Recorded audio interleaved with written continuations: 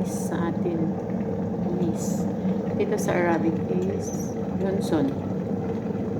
Iniinom to nila pang tanggal sakit sa sigmura.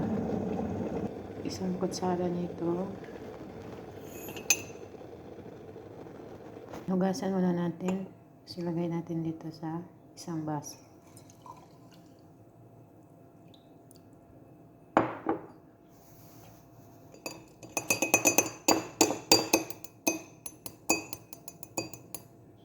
Yan ang mainit na tubig.